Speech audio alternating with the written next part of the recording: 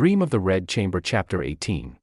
Okay, so let's unpack that. And I think you're right. We have to start small. Let's start with that tiny embroidered sachet. Exactly. The whole thing kicks off right after our hero, Bao Yu, has this big win. He's proven how brilliant he is at poetry. His father is pleased for a moment. But that success immediately makes him a target. It absolutely does. As he's walking back, he gets, well, ambushed is the only word for it. It's by the servants, these little lads who work for his father. And they don't want money. Yeah. Which is what's so interesting. Right. He offers them a dayao of cash, which is a good amount of money. Mm-hmm. And they just reject it. They say no. Why? Why is cash worthless here? Because they're not after money. They're after status. They want his personal things, his fan pouch, his fragrant sachet. These aren't just accessories. They're trophies. They are trophies. They're proof that you got close enough to the family's golden boy to get something from him. It's about association, not currency. They literally strip him of his stuff. And that moment, him being stripped of his accessories, that's the trigger for the huge emotional explosion with Dayu. Oh, it's the absolute catalyst. She sees him without his things, and her mind just, it goes to the worst possible place. She assumes he gave away the sachet she made for him. No questions asked, just straight to the worst case scenario. Instantly, the text says she's gambling her temper, gambling Kai. It's like she's so insecure about their relationship that she has to lash out first. And she does it in such a dramatic way. It's incredibly dramatic. She's actually in the middle of making him a new pouch. It's not even finished. And she just grabs a pair of scissors and starts cutting it to pieces. The word used is jingyo. It's an aggressive shearing cut. It's pure emotional violence, but then the story just completely turns on a dime. Bayu's reaction. It's not what you'd expect. No, because he rushes over and proves her completely wrong. And the way he does it is just beautiful. He shows her the original sachet. Yes, but how he shows her is the key. He has to unfasten his red jacket because he'd taken it off his collar and hidden it deep inside his clothes. So he wasn't careless with it. He was actively protecting it. Exactly. He was guarding her gift from the exact kind of greedy servants who had just accosted him. He valued it so much, he hid it. And for anyone listening, that's the moment where everything flips. You realize how much he treasures it. And Dayu realizes it too. The whiplash is intense. She feels ashamed and angry, Kuyuki, humiliated that she was so wrong and furious at herself. And then Bayu, being Bayu, somehow makes it worse. He does. He throws the original sachet back at her, saying, fine, you can have it back then, sort of punishing her for not trusting him. Which, of course, backfires spectacularly. Completely. Now she's got a new target for all that shame and anger. She starts cutting the original sachet, the one he saved, crying the whole time. He has to snatch it away from her, begging, could sister spare it? It's just this ridiculous high-stakes fight over a little piece of silk, and then just as quickly as it started, it ends. It breaks. He pins the damaged sachet back on, and she just laughs. The text gives this great sound, shoots a sudden, sharp laugh, and the fight is over. The tragedy just evaporates and becomes flirtation. It does. He asks her to make him a new one. She gives this perfect, teasing reply, that only depends on my happiness. It shows you how, in this controlled world, these tiny objects carry the weight of all their repressed emotions. So if that's emotion under constraint, the rest of the chapter is the constraint itself. Let's make that pivot now from this incredibly personal drama to, well, the mind-boggling scale of the Jia family's public life. Yes. The preparations for Consort Yuanchun's visit. This is the Schengen, the province visit. And this isn't just a family get-together. Not even close. This is the machinery of empire descending on a private home. The chapter makes it clear that everyone, from the matriarch Lady Wang to the supermanager Phoenix, was working nonstop day and night. And the budget. I mean, the things they had to buy. Let's just talk about the entertainment. Okay, just for entertainment, one of the cousins, Jia Cheng, is tasked with putting on a show. This means he has to go out and purchase 12 professional singing girls. Purchase them. Purchase them, then hire teachers for them, then rehearse 20 different acts of opera. The entire Pear Blossom Court, a whole section of the estate, is just turned into a private conservatory for this one visit. It's like building a Broadway production from scratch for a single performance. That's a great way to put it. And that's just the entertainment. They also need a religious staff. Right, for the spiritual side of things. So they hire 10 young nuns and 10 young Taoist priestesses. And then there's the garden itself. It has to be transformed into a living paradise. The list is incredible. They're not just planting flowers, they're stocking it like a zoo. Exactly. The text lists it out. Cranes, peacocks, deer, Rabbits, chickens, geese, plus all the antiques and priceless curios placed just so. They are literally building a fantasy world. It shows that real power isn't about having money. It's about being able to create an entire temporary reality for someone else to look at. That's it precisely. And right in the middle of all this frantic, opulent preparation, this fascinating new character is introduced, or, well, she refuses to be introduced, Miao Yu. Miao Yu is so interesting because she's a total outsider. She is. She's 18, she's beautiful, brilliant at literature, and she comes from a good family, a scholar official family from Suzhou, but she's a lay nun. A hair-on practitioner, the text says. Yes, Dafa Shuxing. She keeps her hair. She became a nun because she was chronically ill as a child, and weirdly, that was the only thing that cured her. So she has this authority that comes from outside the Jia family's power structure. And of course, they want her for the visit, to add a touch of spiritual class. They do, and her refusal is just magnificent. She basically says, noble families like yours just oppress people with their wealth and power, and I will never go. Wow. That is a direct challenge to their entire existence. She's calling them morally bankrupt to their faces. It's a huge moment of principled resistance. But what's even more telling is how the Jias react. They don't get angry. Not at all. Lady Wang, the head of the house, just kind of laughs it off. She says something like, oh, she's a scholar official's daughter. Of course she's a bit arrogant. And their solution is just to send her a fancier invitation. Exactly. Just send a formal card. They assume their power and formality will just steamroll her moral objections. Her principles are just a personality quirk to them, a minor logistical hurdle to be managed. That casual assumption of power is almost scarier than overt tyranny. It really is. And that leads us right into the day of the visit itself, the 15th, a day that is just defined by tension and an unbelievable level of formality. The Imperial control is absolute. You see it in the details. You do. The court eunuchs arrive days beforehand, from the 8th of the month. And they aren't asking, they're dictating. This is where the consort will change clothes. This is where she will sit. This is where she will eat.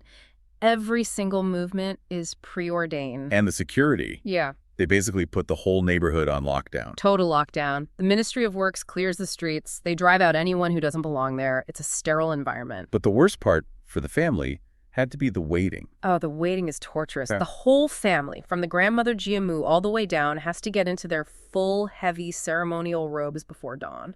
The text says at the 5 watches. What time is that? That's between 3 a.m. and 5 a.m., so they are dressed and ready to go before the sun is up. For a visit that doesn't even start until that night. Exactly. A eunuch eventually comes to tell them the consort won't even leave the palace until sometime between 7 and 9 p.m., so they just have to sit there all day, in their most restrictive, uncomfortable clothes, waiting. The physical endurance required is just another form of showing deference. It is. And when the arrival finally happens, it's this masterpiece of quiet, controlled power. It doesn't start with a bang. It starts with silence. You hear the horses in the distance and then nothing. That silence is the first display of power. Then the procession begins. 10 pairs of eunuchs in red, moving slowly, standing at attention. Then the objects. The dragon and phoenix banners, the golden incense burners. Burning special imperial incense. Then the huge, curved-handle golden umbrella.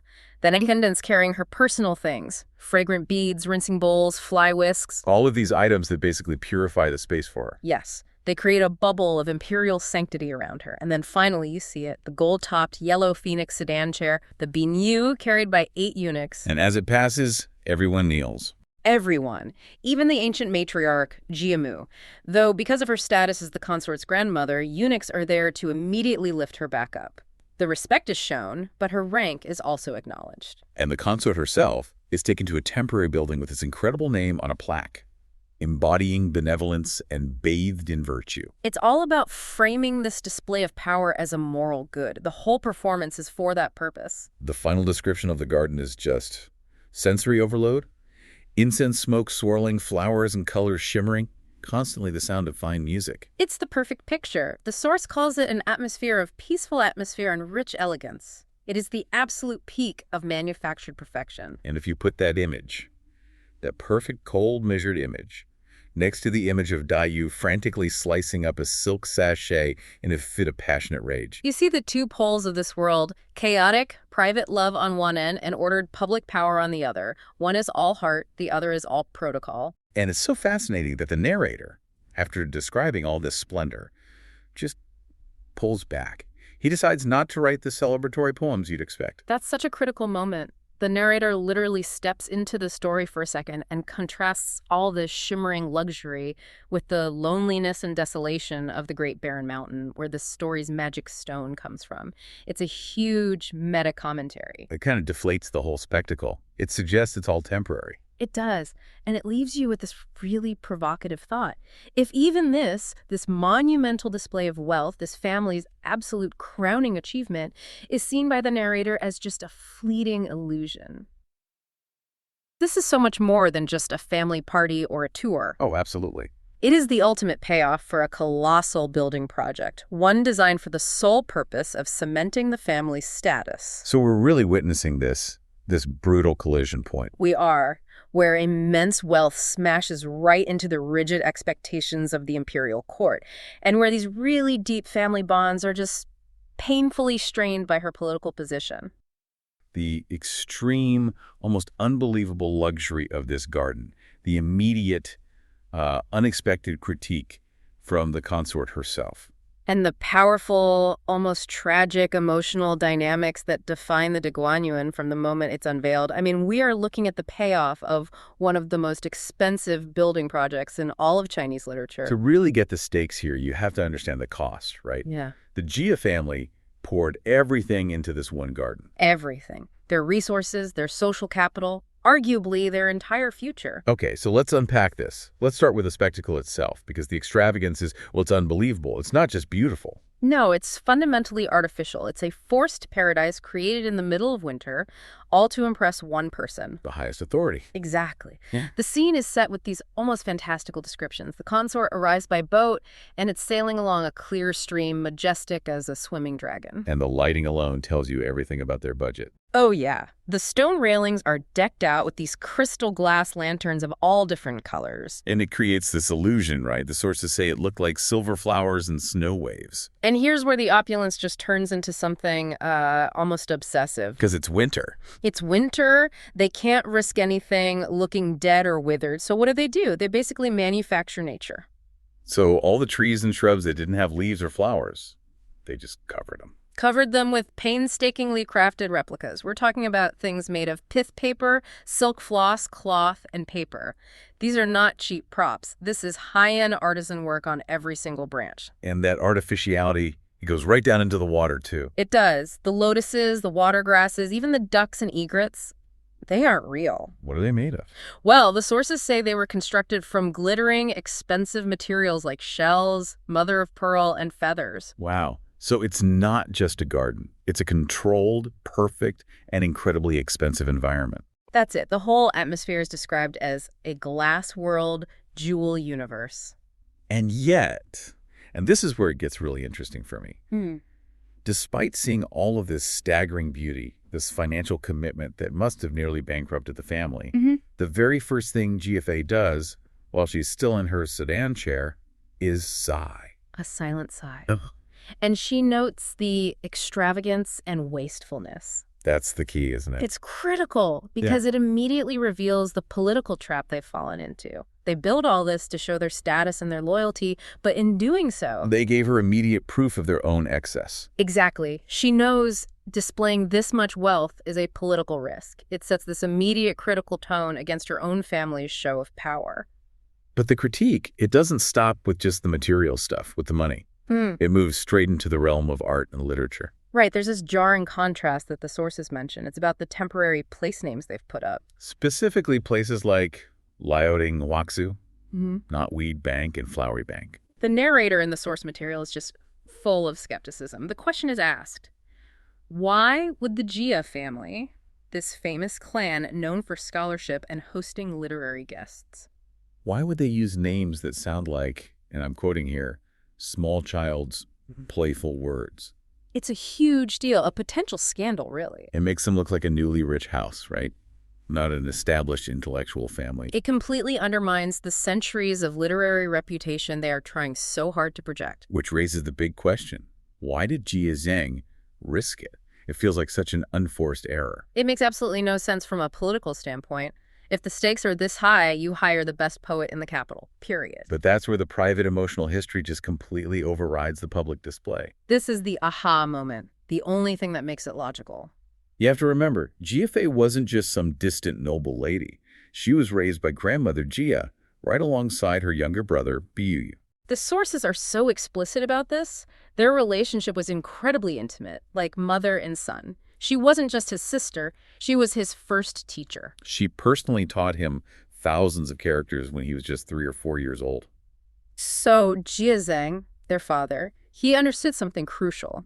Pure artistry wasn't the goal here. Emotional connection was. Yes.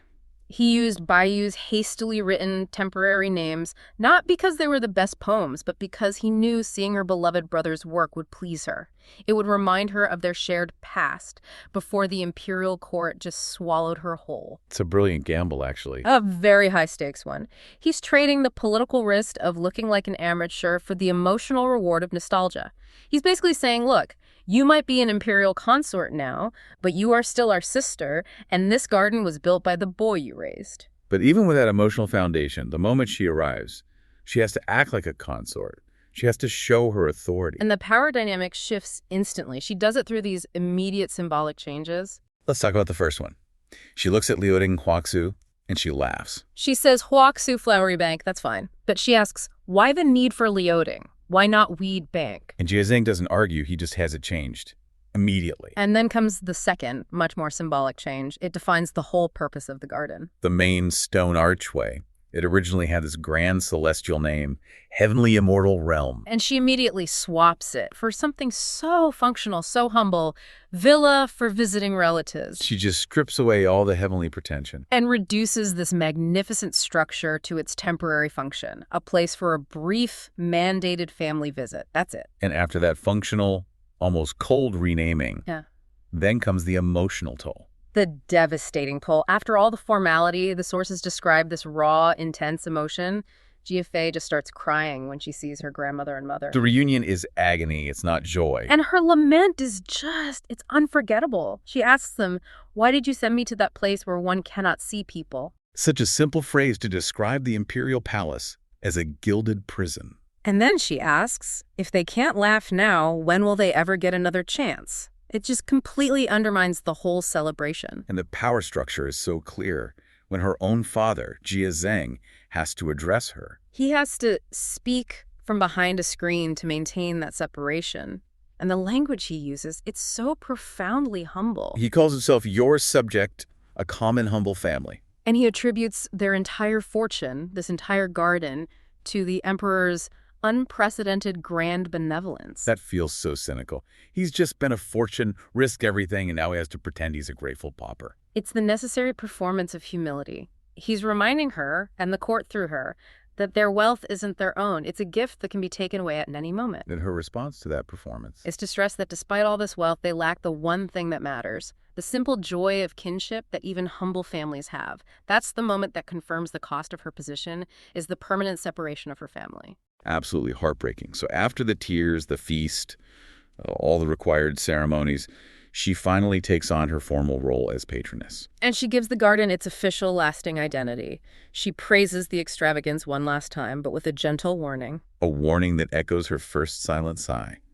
Do not be too extravagant. And then she writes the overall name, Grand View Garden, Daguanyuan. But the real literary focus is on the 4 specific areas she loves most. The spots that will become the permanent homes for the novel's main characters. This is where the whole geography of the tragic love triangle gets set up. Exactly. Okay, let's cement these names because this is where the rest of the story lives. The first one, a phoenix comes to visit. That's officially renamed Xiaoshange, the Bamboo Lodge. And that name is just critical for Daiyu who moves in there, the Xiaoshang region. It's all about mournful poetry, mist, bamboo. It's a perfect mirror of Daiyu's sensitive, fragile, and often sorrowful nature. Then the second spot, red fragrance and green jade. That gets tweaked a little, and then officially named Yi Hongyuan, the Green Delight Studio.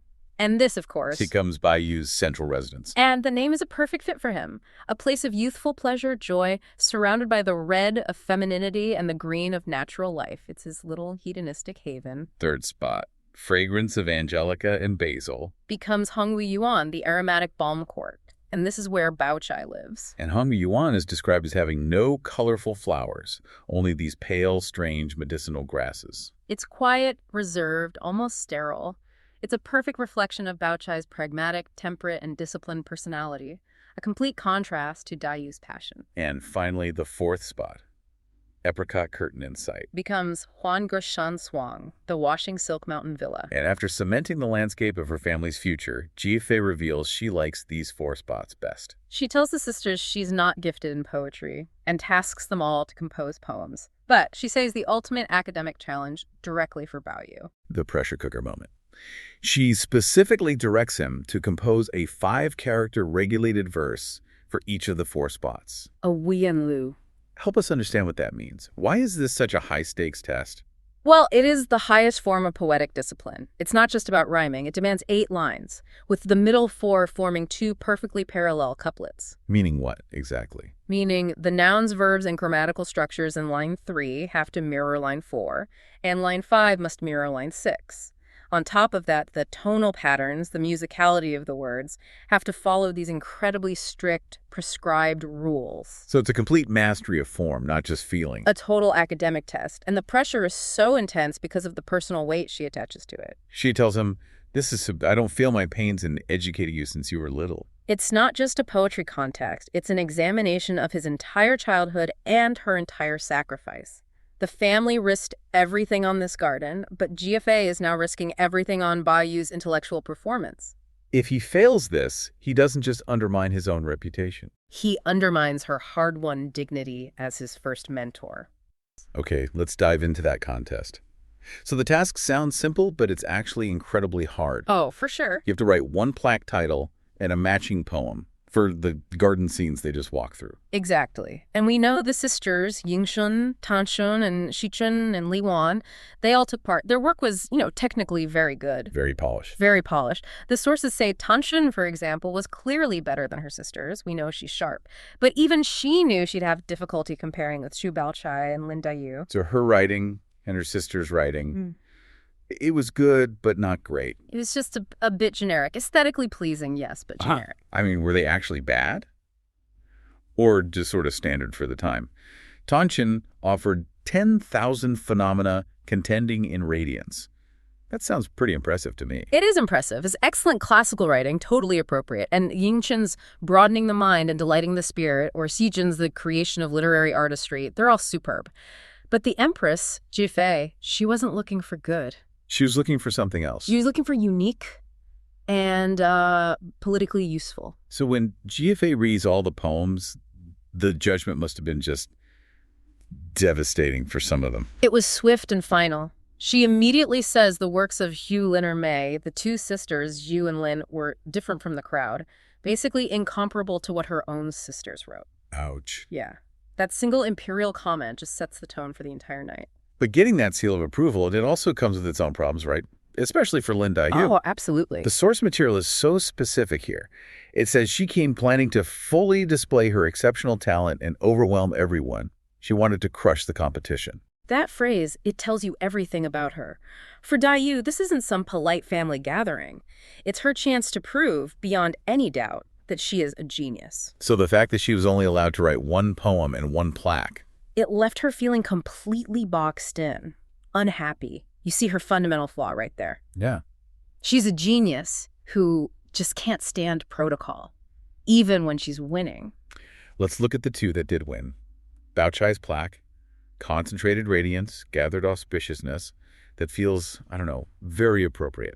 Very safe. It's more than safe. It's politically perfect. Her poem is all about imperial favor, about loyalty.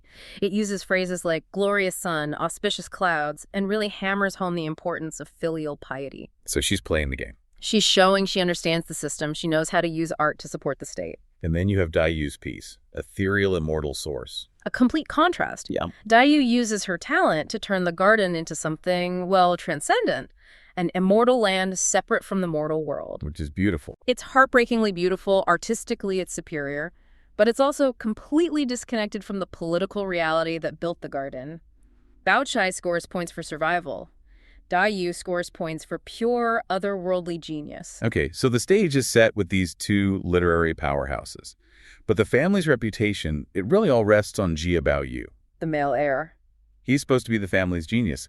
And, well, Baoyu was having a tough time. He was struggling. He'd finished 2 poems, but he was completely stuck on the third, just frozen. And this is where the dynamic shifts. Yeah. It stops being about open competition and starts being about secret strategy. Yes, the family needs him to succeed, which means the women around him have to step up and protect the family's honor, even if it has to be done in secret. Which leads us to that famous moment with Bao Chai. It just perfectly defines her social intelligence. He really does. Bao Yu is trying to write the poem for the joyous red court, and his line has the phrase, "Green jade, the spring still rolls." Bao Chai sees it and realizes this isn't a literary mistake. It's a political landmine, a catastrophe waiting to happen. How so? She quietly tells him that the Empress herself hated the original name for that scene, Red Fragrance, Green Jade, and had personally ordered it changed to Joyous Red, Quick Green. So using the old phrase wasn't just bad taste. No, absolutely not. This is so critical. Using that discarded term would be seen as intentionally challenging the Empress's own decision. In this context, that's not bad poetry. It's a quiet act of rebellion. Wow. So Bao Chai wasn't just correcting his grammar. She was preventing a political disaster that could have wrecked the entire Jia clan. So she tells him to swap one character, Jade, for Wax. But Bao Yu, being the scholar he is, he needs a source. He needs a literary precedent. He does. He can't just take her word for it. And Bao Chai, without missing a beat, delivers. She quotes a Tang Dynasty poem about a banana leaf. Cold candle without smoke, green wax dry. Incredible. It's her genius. She turns this dangerous political correction into a flawless literary one. She gives him the answer without bruising his ego or showing him the terrifying stakes. Bao Yu is stunned, obviously. He calls her his one-word teacher. But Bao Chai, with that perfect sense of propriety, she just laughs it off. She says, "Who is your sister? The one in yellow robes upstairs is your sister." A sharp reminder of who he's really supposed to be impressing. Exactly. It's the perfect summary of who she is. She's the strategist, the protector. She ensures survival. But the secret help doesn't end there. Dai Yu, who was so frustrated earlier, sees Bao Yu is still struggling with the very last poem.